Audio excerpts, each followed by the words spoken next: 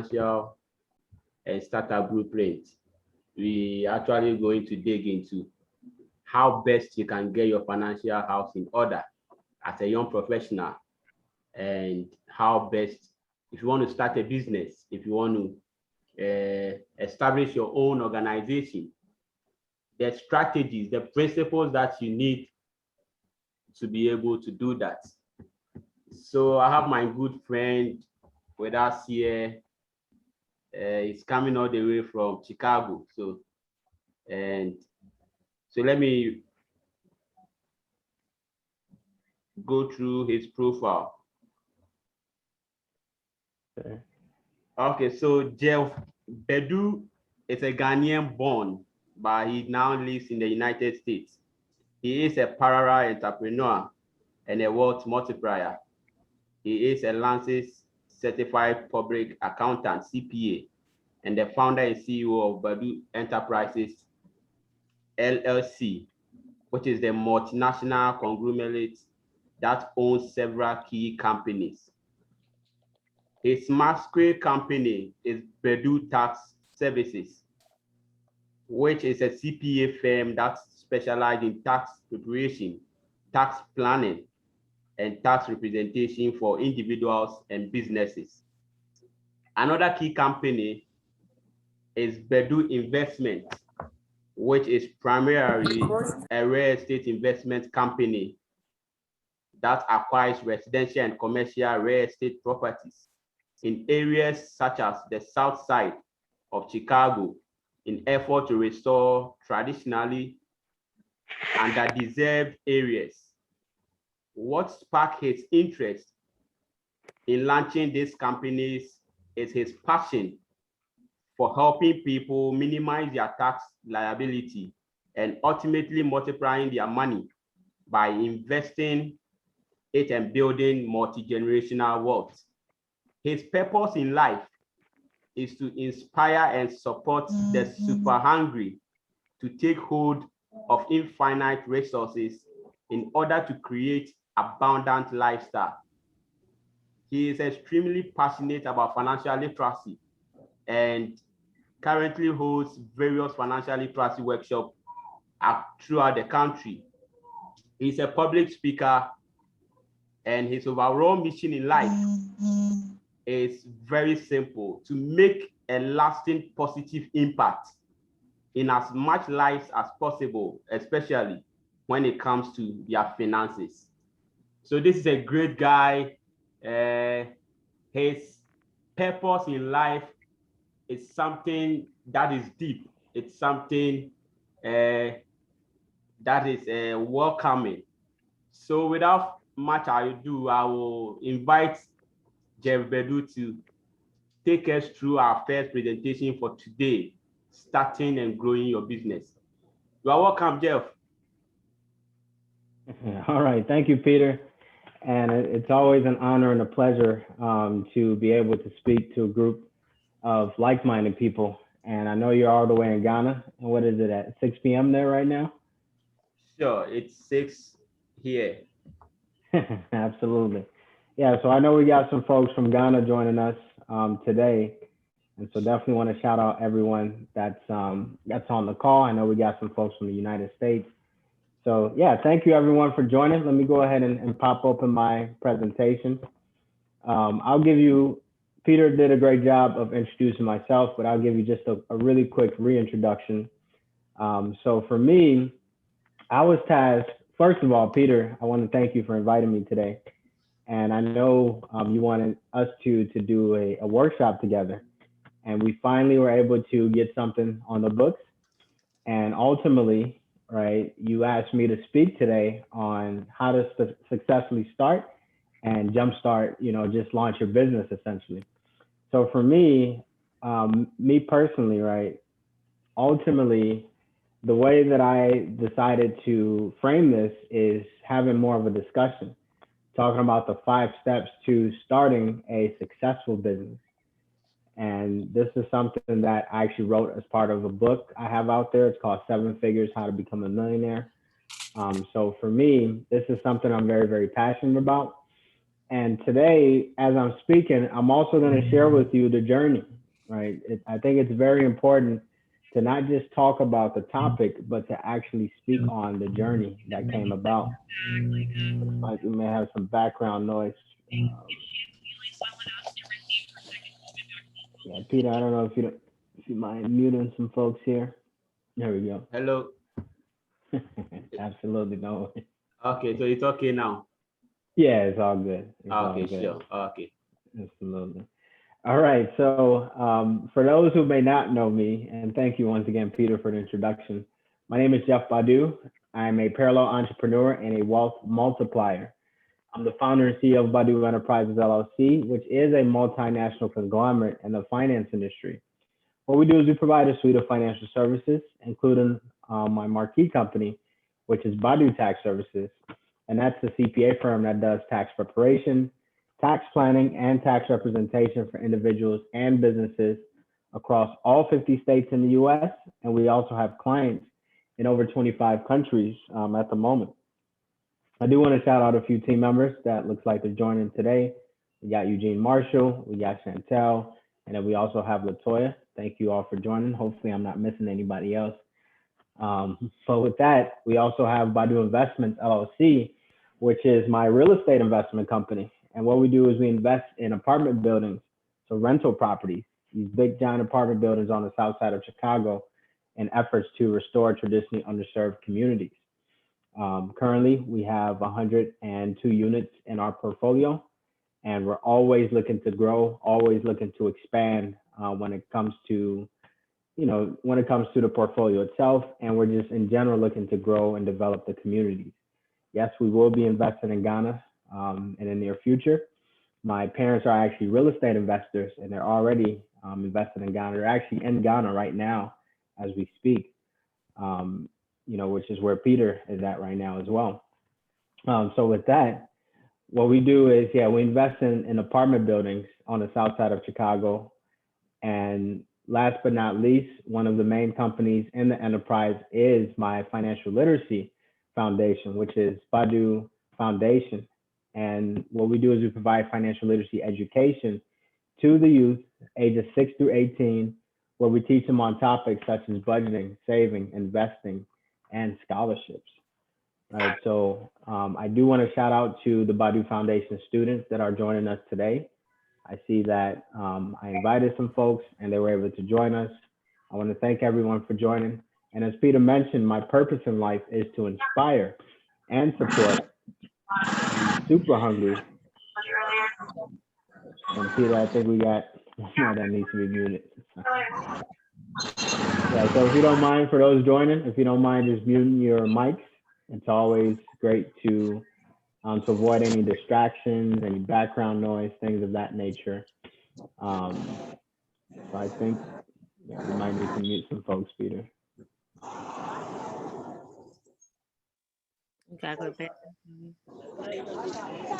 right, so we got some background noise. Let's see, from Zakia Johnson. If you don't mind muting yourself.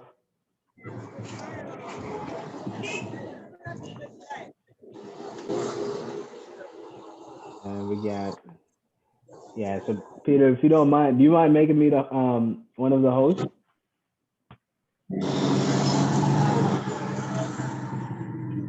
Yeah, it looks like Peter's actually connected to his audio. Let me see here. All right, so we got technical difficulties, folks. So if you can, please mute your audios if you're joining. Just to avoid any background noises. We got 096248.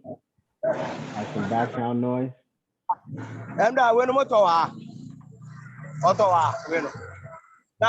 Hello. Can we mute our audios? Alice, can we mute everyone? And I say, I'll send come with the red now, and then I hear you. Now, where do you do? I don't know. Yeah, if we can get some. Okay, here we go. All right, thank you for that, Alice. All right, so where I love, and this is important, right? We all got to know Zoom etiquette. Anytime we're listening to a presentation, anytime we're listening to information, we always want to make sure we follow proper etiquette. in that we mute ourselves when we're not speaking. If we ever need to speak, then you can pretty much type your question in the chat, right? Or you can just unmute yourself if you want. So just always good to follow Zoom protocol. But back to the point, my purpose in life is to inspire and support the super hungry to take hold of infinite resources in order to create an abundant lifestyle. So now with that, let's talk about the 5 steps to starting a business, successfully starting a business. And so basically, first and foremost, right, I'll be speaking for about, let's just say for the next 30 to 45 minutes or so. And then we'll leave some Q&A at the end. I know Peter will be speaking after me in about 45 minutes.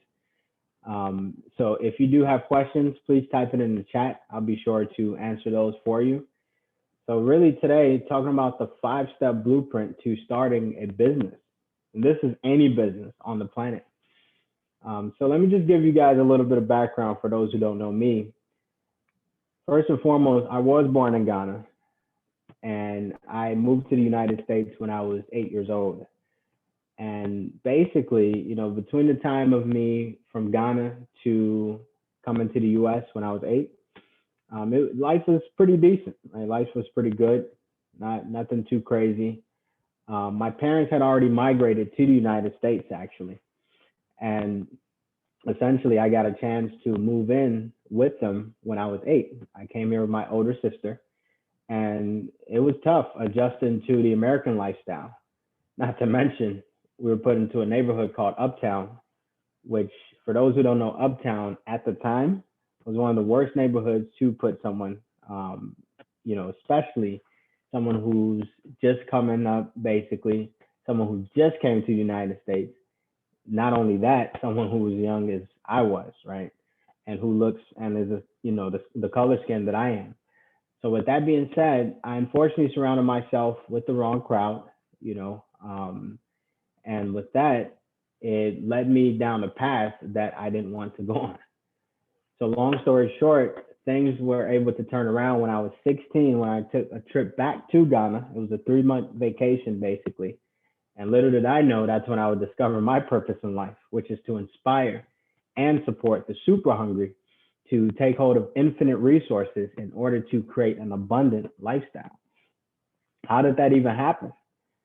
So let's just say that Ghana is a very entrepreneurial place. Ghana doesn't really have government programs where we can do things like food stamps and Section 8, you know, for those who are in America who may know of housing. So with that being said, you got to hustle, like in a good way, of course. You got to go out and get it. So for me, growing up as a kid, I was able to see that, you know, and I actually was a guy who, if you gave me like a candy bar, I would say thank you, and I would go out and sell it on the street. That was just the type of guy I was, because I saw so many other people doing it, and you tend to become what you see. So for me, entrepreneurship started very, very early, very early. However, I took life for granted at that time. Didn't really know the value of money, didn't really know how to start a business. I mean, I was a kid, for crying out loud. But the main thing, though, was I took life for granted. And that when I came to the United States, I could have very well started a business. I could have very well took advantage of the resources that were available to me, but I didn't. Instead, I took life for granted, got involved with the wrong crowd, with the wrong people. And to be quite frank, you know, I almost went to jail in my life a few times. I'm someone who almost literally died, right? So with that being said, all those things were moments that allowed me to become who I am today. So long story short, I'm 16, things turn around. I get involved with my spiritual life a lot. I started going to church every single Sunday. I get involved with the youth group. I was actually the youth leader of my church. And also we had a youth mentor who was mentoring the students in the church. And with that being said, that allowed me to turn things around. That allowed me to see things in a new light. It allowed me to want to help people as well. Because when I was in Ghana, I saw struggle firsthand. I had already seen struggle, you know, between when I was born and 8 years old, but I didn't really understand what that meant. So when I was 16, I took the trip back to Ghana. That, I finally got an understanding about that, like what that actually looks like and what that even feels like. So I saw a lady, for example, she had not one, but two babies wrapped around her back, carrying apples, oranges, bread, whatever it took to make ends meet. And I said, you know what? I'm meant to help that individual. I'm meant to help that person create an abundant lifestyle because they are super hungry. How do I know they're super hungry? I can tell in their eye, And why do they need to create an abundant lifestyle? Because, hey, I can imagine that if you're carrying two babies around your back and you have a huge load of apples, oranges, and you're walking around every single day, that's going to cause some back pain. That's going to cause some struggle. So for me, I said, if I identify somebody like that, who I could read their minds in a way that they are mentally hungry, I'm meant to help this person, right? I'm meant to help this person. So with that being said, I said, I'm going to do things a lot differently. I'm going to get rid of basically the friends that I was already hanging around. Of course, that's not an easy thing to do, right? That's a hard thing to do. But I said, I need to distance myself. Thank God for the 3-month trip because I was already distant, So coming back was much easier to distance myself from them. So with that, I surrounded myself with newer friends, more like-minded people. And that allowed me to go in a new light, in a different way, essentially. So everything turned around. And all that led to my entrepreneurship journey as well. Fast forward to when I was 18, I got accepted to the University of Illinois at Urbana-Champaign. I was actually the first person from my high school. I went to Uplift Community High School, and I was the very, very first person in the history of Uplift Community High School to be accepted at the prestigious U of I, the University of Illinois at Urbana-Champaign, where I got a formal education. So yes, I did go to college, right? I do attribute part of my success to my education. So with that, I started a business plan. Now, before actually starting a business plan, I had to have an interest in the business I was starting, and that I had to have a passion for what it is that I was actually doing, right? So with that being said, having a passion for what you're doing allows you to enjoy it even more and do it at a better rate every single day.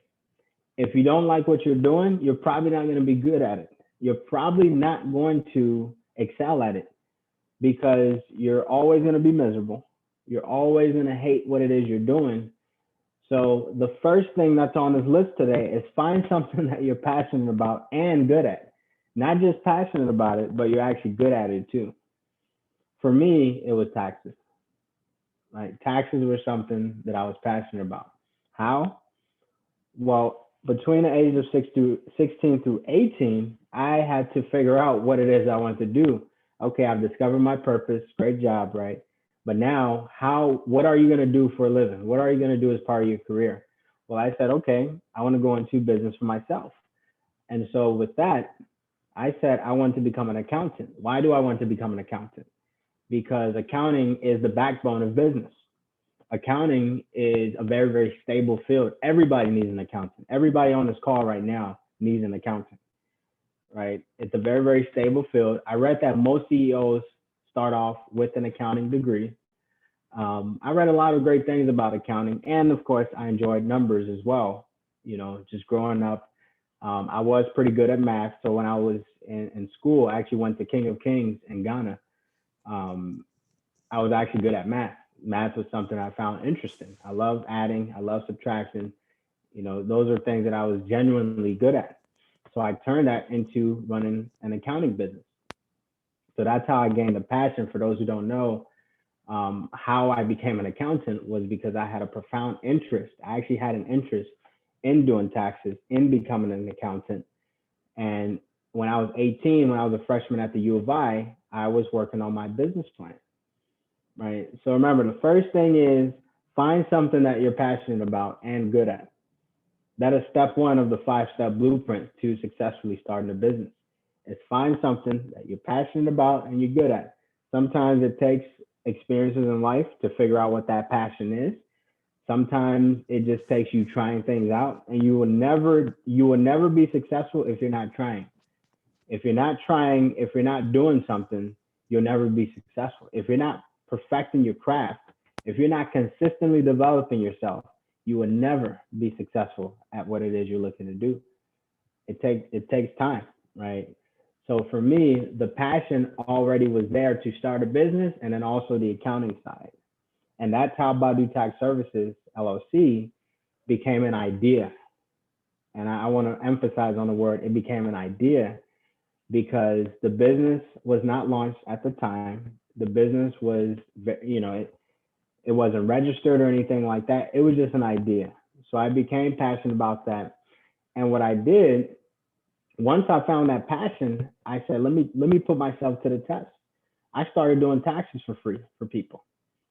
Right? I started basically volunteering at local tax clinics. In the US, we have something called tax clinics, where you can actually get your taxes done for free if your income is below a certain amount. And that was through the National Association of Black Accountants, which I've been a member of since 2010. I'm currently the second vice president of the Chicago chapter and the treasurer of the Central Region chapter. So for me, I got my hands on anything that was taxes because it was a passion. It was something that I was driven by. And I continuously did more research. I went on YouTube to learn more about doing taxes. All right, so step 2 of the plan is research your industry. Know it like the back of your hand. If someone out there knows more about your industry than you do, you don't know enough. I'm talking research. I spent an hour a day minimum while I was in college doing research on my industry. Why? Because this is something that I believed in. It was my field. It was my career. I started talking to mentors, people who were already in the game, who were in my field. I started asking them questions about, okay, well, how did you become successful in this field? And also, I was looking at industry reports such as IBIS World, which allows you to research any industry. That's IBIS, so IBIS World. And that allows you to research any industry that's out there, essentially. And I found out different things about the tax preparation industry. Number one, the tax industry was going online or virtual. I found this out in 2010, by the way. Most CPA firms nowadays, they're still in person, brick and mortar. Well, guess what? 2020 happened and COVID. Everybody was forced to go virtual. So we were already ahead of the curve before anybody really. So the industry report, though, how did I know that? The industry report told me that we were going to be forced to go virtual at a certain point. Did it say anything about COVID? Of course not. Nobody could have predicted COVID. But it said, hey, things are evolving. Technology is evolving. So we will eventually become virtual. That's how we became a virtual CPA firm. Now we're 100% virtual CPA, firm. We do taxes for clients, 100% remote, 100% virtual. There's no in-person, no none of that, right? No brick and mortar. It's all done via computers. It's all done online. Why? Because we learned that back in 2010 when I was doing my research. So you got to do your research, no matter what. No matter what industry you're in, you got to do your research. Same thing with real estate. I did my research, so always understand that you have to know your industry more than anybody else on the planet. You got to know your industry like the back of your hand. And thank God for sources like Google, YouTube, 100% free, where you can search videos about your industry, where you can do research, you can read articles, right? So for me, I was doing research starting at age 18 about the tax, how to successfully launch a tax business. I started doing taxes for free. And while I was doing that, I created my business plan, which is step 3. Right, step 3 is you have to create a business plan. As you're doing your research, actually put what you're learning on paper. If it's not written down, it does not exist. That's without a doubt. If you don't have it written down on paper, it does not exist at all. Right, so it could be here. The problem with here does not have infinite ability to retain information, unfortunately. Right, in that you'll forget things, basically, is what I'm looking to say. So with that, when something comes here, put it on paper. That's how it becomes infinite. Your infinite thinking has to go on paper. Because the thing is, when you put something down on paper, it stays there forever unless you throw it away. If you went on Microsoft Word right now, you type something, you saved it, it basically stays there forever. So with that being said, I started creating a business plan. I just wrote down very, very simple things. Here are the strengths of the industry.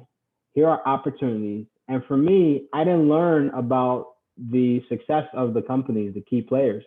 I learned about their weaknesses. And I said, well, what can I do to overcome that? How can I be a key player myself by turning their weaknesses into my strengths?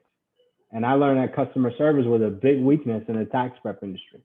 And so what is the number one thing that we really do in our firm is make sure we take care of our customers by giving them the best customer experience on the planet. And we're consistently working towards that,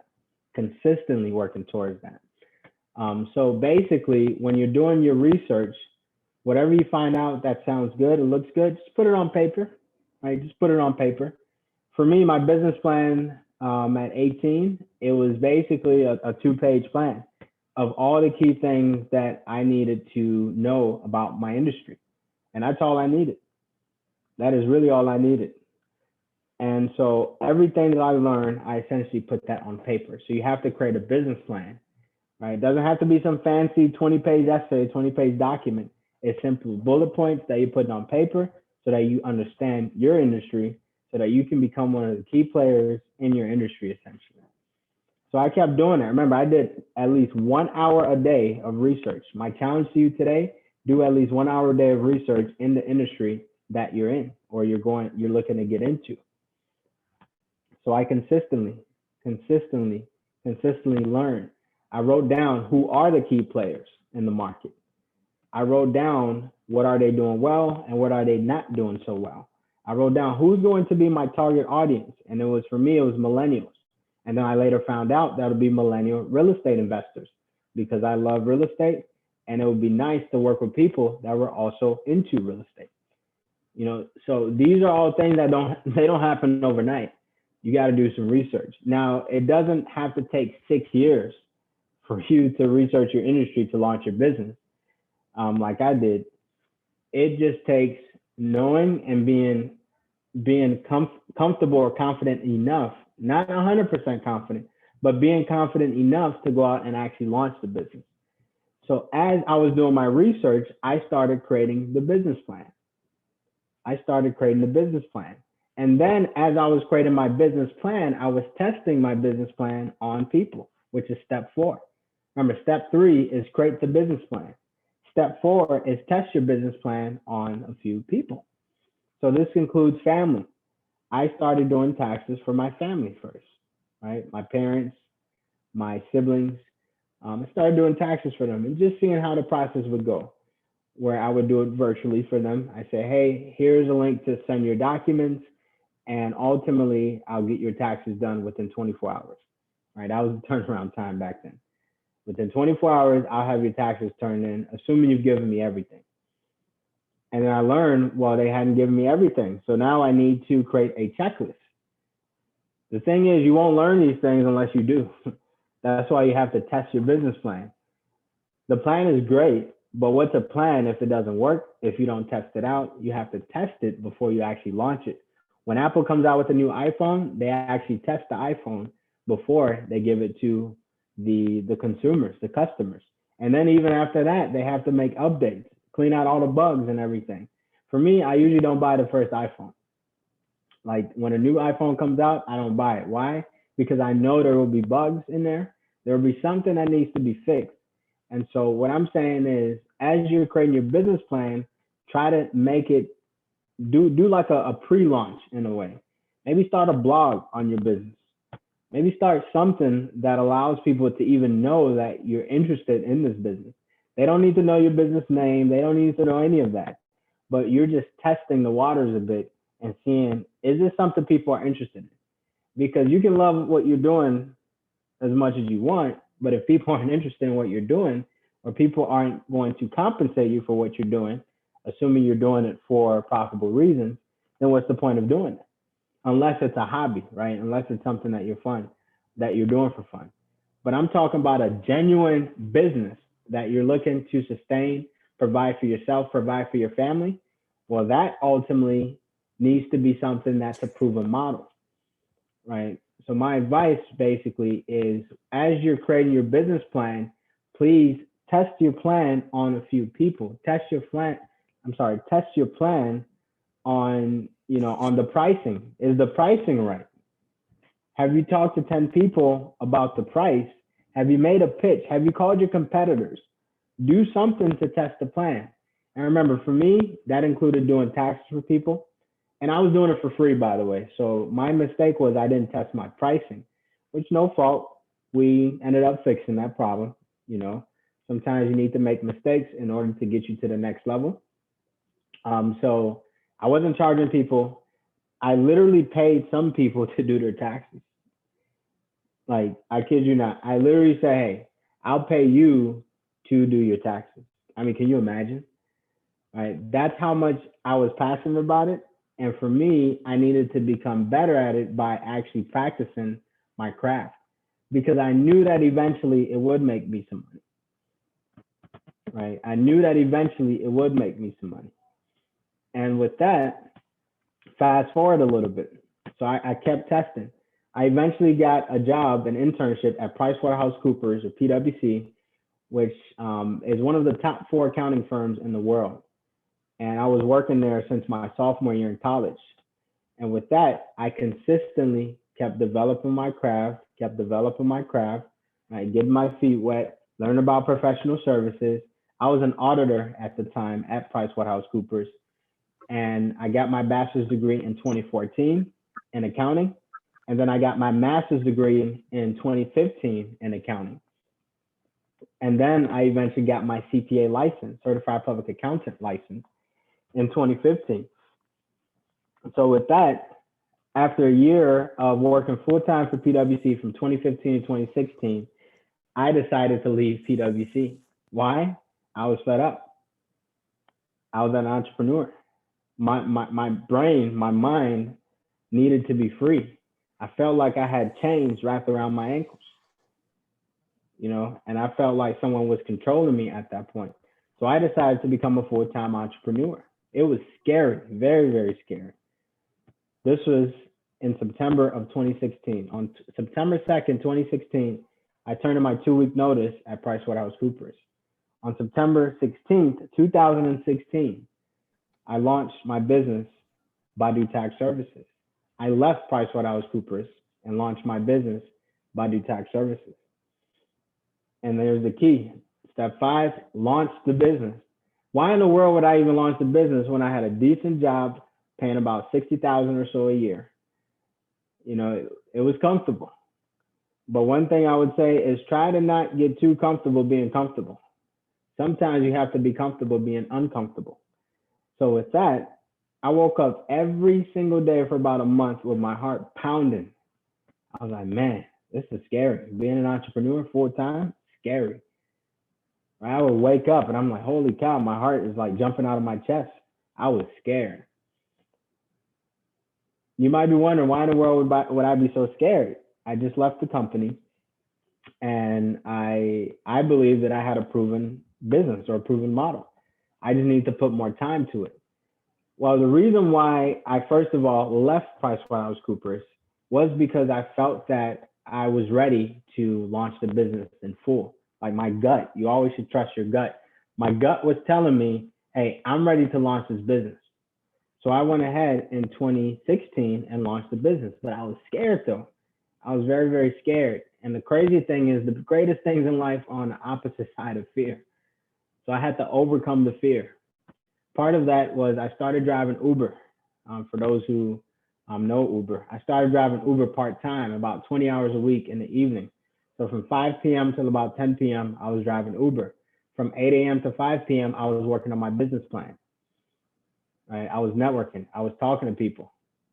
And what happened was that allowed me to be a bit more comfortable because I had income, guaranteed income coming in. Now, for those who don't know, starting a tax business, launching a tax business in September, is not the most profitable idea in the world because tax season starts in January. So I had to do something to sustain my income. I had a mortgage at the time, right? So I needed something to allow me to sustain my income. So with that, I started driving Uber, and it was good. You know, I was making about $2,000 a month or so, and that was enough to cover my mortgage, enough to cover food, enough to cover bills in general. So that allowed me to have income to be comfortable enough to keep working on my business plan. And then in January of 2017, it was time to launch, like 100%, meaning basically do taxes for people full time. The challenge though was I needed to stop driving Uber, but I knew I would have a car that would just be sitting there. So what did I do? I decided to rent my car, lease my car to somebody. I found a platform at the time called Hire Car, and they said that, hey, you can put your car on there. You know, so I listed my car on the site, and they also told me that, you know, 2 days later, basically, someone said, I'll pay you $1,000 for the next 30 days to rent your car for 30 days. And I said, wait a second. You mean to tell me you're going to pay me $1,000 to rent my car that was just going to be sitting there anyway? I said, well, sign me up. 2 days after that, $1,000 landed in my bank account. I said, whoa. I was introduced to the world of passive income at the point where you don't have to sweat and you still make money, right? So with that, I said, well, why don't I have 10 more cars? Which is exactly what I decided to do. Now, I went the fast track to these 5 steps. Find something you're passionate about and good at, research your industry, create the business plan, test your business, launch the business. It was a very, very fast track to start a car rental business because it was a business out of nowhere. I did do research on it. I did create a mini business plan. I tested it by leasing the car to a few people before this big one came in. I said, whoa, so now I got 2 businesses going at the same time. One advice for entrepreneurs, please make sure you build passive income. Because if, let's say you decide, or not you decide, let's just say you can't work one day, you get sick, something happens to you. Well, now your income pretty much stops. When you have passive income, it doesn't stop. It keeps going. Whether you're here, whether you're in Ghana, no matter what, passive income continues to flow. And that's why we invest heavily in real estate today. So with the car rental business, I decided to get 10 more cars. And at the time, it was making $10,000 a month. I said, whoa, holy cow. That's without doing any taxes. So I got interested in this world of passive income. I'm like, man, this is sexy. This is good.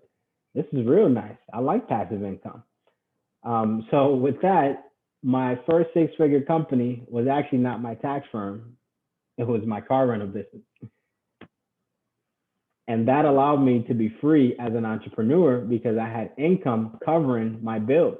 I had income sustaining my lifestyle so that my active income was no longer income that I had to rely on, right? The taxes was just something to consistently do and take that money, reinvest it into more passive income. So when you get profit in your business, the nice thing about business in the US, for example, is you can write off all your expenses. You can get tax deductions. So for your travel, your meals, your home office, all that is going to be paid by your business.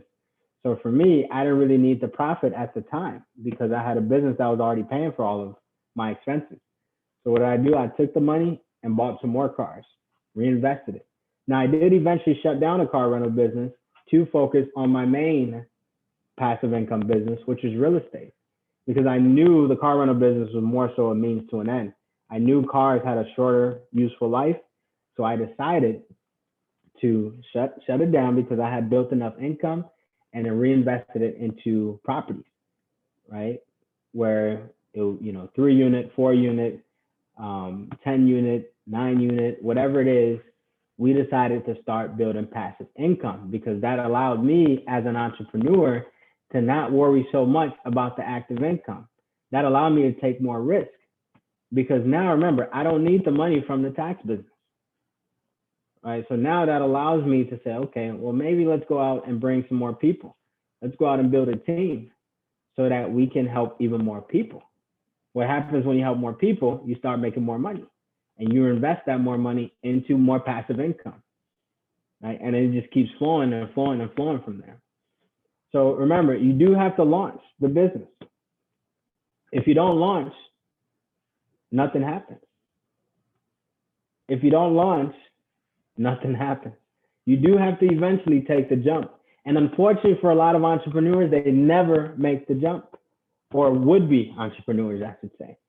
They get so stuck in their W-2 job, they get so stuck and so comfortable in what it is they're doing that they don't ever take that leap of faith. So for me, in 2016, I had to take the leap of faith. And I'm proud to say today that Badu Tax Services is a CPA firm that operates in all 50 states and has clients in over 25 countries with over 2,500 clients and is worth over $5 million. It cost me $5,000 to jumpstart the tax business. It cost me $5,000, literally of my own pocket, to start the business. We turned 5,000 into 5 million over a 5-year period. And that money or that wealth was reinvested into real estate. And that consistently, right, just kept being reinvested into real estate. So for me, I'm technically retired financially. I technically don't need to work another day of my life to survive and thrive and sustain in my life. And what did I do? I started organizations such as the Badu Foundation to teach others how to do the same. And with that, would definitely love to pass it back to Peter. I don't know if you're ready, Peter, and maybe take a few questions at this time. Okay, thank you very much. This is so powerful. This is so powerful. Anytime, Hello. Peter. Yes, so Hello, hear me? hello. Hello, can you all hear me? Yes, we can hear you. Okay, so thank you very much, Mr. Jeff, for this inspirational topic. So we'd like to take some few questions now, if you have them. You can Absolutely. unmute your microphones and send in your questions, or you can type them in the chat box. He will see it and then respond to other questions. Thank you. Absolutely. Okay, Alice, I think there's one question in the chat box. Oh, okay. Let me read that one out. Okay, so Mr. Jeff, there's a question here saying, how old do you have to be to own a business? Yeah, that's a great question. How old do you have to be? I mean, you could be any age, honestly. I mean, for me, technically, I got exposed to actually doing a business transaction when I was 5 years old, when someone handed me a piece of candy and I showed it to somebody. Great. Right? Yeah, so I mean, if you're talking a full-blown business, then I mean, business can be anything. If you're selling stuff on Amazon, it can be doing taxes, right? It can be whatever. So you can start a business whenever you want. For me, I just happened to get exposed to business at 5, right? But the problem was, for me, I was complacent. I wasn't persistent. I took life for granted. I didn't really understand the value of entrepreneurship in business. Like I saw it and I did it, but I didn't really know what that meant. So part of it really is having a passion or a purpose for that business. So yeah, it's good to, get something started. Like you can literally hop on eBay, create an account and start selling stuff on eBay. At least get into the habit of entrepreneurship and then acquire a mentor, acquire learning so that you can become an even better entrepreneurship. So to answer the question, there is no age minimum when it comes to business, nor is there an age maximum either. Colonel Sanders of KFC started his first KFC franchise when he was over 60 years old. Right, so there's no maximum either. Okay, thank you very much for doing justice to that. And I also have a question. You talked about being exposed to the business world at the age of 5. So I want to understand that. Does it always have to be good to be exposed to the business world for you to have a successive or a very successful business life? Yeah, I do think, appreciate the question, Alice. I do think it's important to get exposed early.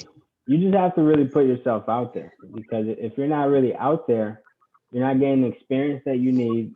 You're not really, I mean, you can't just start a business like overnight without having some sort of exposure to something that's related to business. So I do think it's important to, even if you're not the one that's doing the business, maybe do some shadowing, maybe acquire a mentor, watch a video, attend this event, for example. So yeah, I do think it's important to get exposure early. Okay, thank you very much. Thank you very much.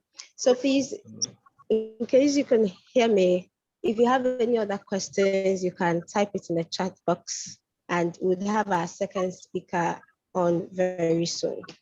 So our next speaker would be Mr. Peter Nyako, and I want to introduce him before he starts. So Mr. Peter Nyako is an award-winning and renowned financial literacy advocate